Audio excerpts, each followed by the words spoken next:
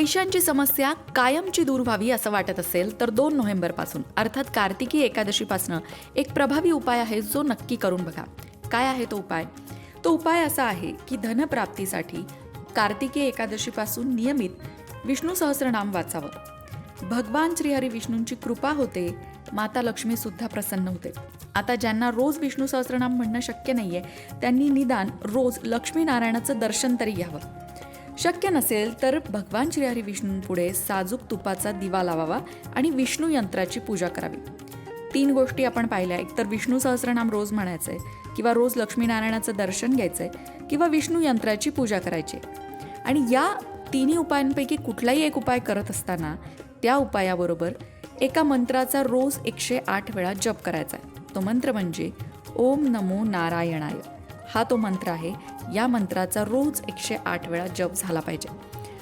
हा प्रभावी उपाय आहे. कार्तिकी एकादशीपासून म्हणजे येत्या 2 नोव्हेंबरपासून हा उपाय नक्की करून बघा. तुमच्या आर्थिक समस्या नक्कीच दूर होतील.